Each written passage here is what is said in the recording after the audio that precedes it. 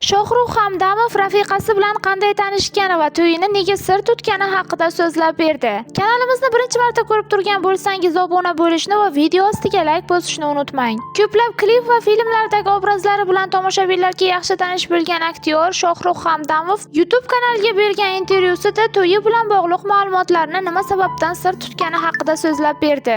Hammaning hayotda o'z strategiyasi bo'ladi. Kimdirlar oilasini ko'rsatgisi kelib, to'yiga hamma san'atkorlarni chaqirishni xohlasa, kimlargadir bu yoqmaydi. Men to'yimni hammaga ko'z-ko'z qilishni xohlamadim.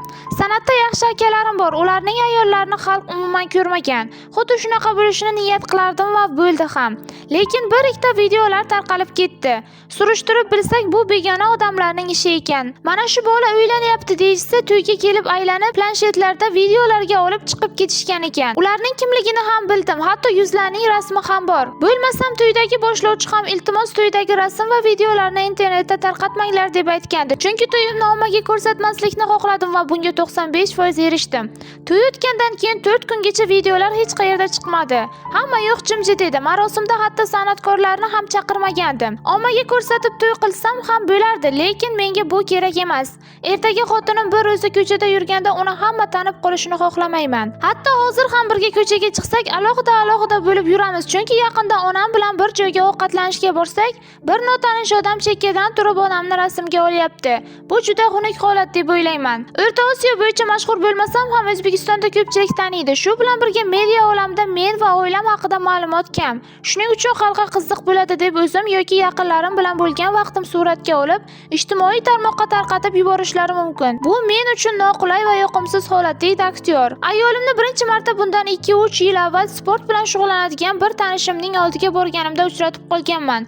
So'ng bu haqda onamga aytdim. Hammasi tezlashib ketdi. Chunki bu paytga kelib onam xuddi kinolardek qachon uylanasan deb urushib yurgan vaqtlar edi. Shuning uchun bitta tasovchilikka borib hammasini hal qilib qaytishdi. 30 yoshda to'yim bo'lgan bo'lsa ham xayolimda xuddi 20 yoshdekman hali ham. Ayolim 19 yoshda, mendan yoshroq, lekin gap yoshda emas. Deyishgani to'g'ri ekan. Dunyo qarashi keng, deyarli men bilan bir xil fikrlaydi. Yoshimiz o'rtasidagi farq umuman bilinmaydi. O'zimga juft topishga qiynalaman deb o'ylagandim, lekin bo'ladigan ish o'z-o'zidan bo'lib ketaverar ekan, deydi aktyor. Hali qiladigan ishlarim ko'p, oila qurishga tayyor emasman deb o'ylardim, lekin Xudoga shukr, Alloh hamma ishlarimni to'g'rilab qo'ydi. Oz bo'lsa ham karyera qildim, rejalarimga ulgurdim. Erta yoki kech emas, ayni vaqtida oila qurdim. Ayrim yoshlar 19-20 yoshda uylanyapti. Yaqinda ham bir 17 yoshli tanish ukam uylanmoqchiligini aytib qoldi. Ko'pchilik yoshlikda uylanish kerak deydi, ammo menda bunday fikr yo'q. Odam oilali bo'lgandan keyingi holatni ham o'ylab qo'yish kerak. Uylangandan keyin pul topish, oilani boqish kerak bo'ladi. Baribir erkak kishining ayoli oldidagi vazifalari bor. Agar bularni hal eplolmasa, quda tomonning oldida ham sarg'ayib yurmagani ma'qul.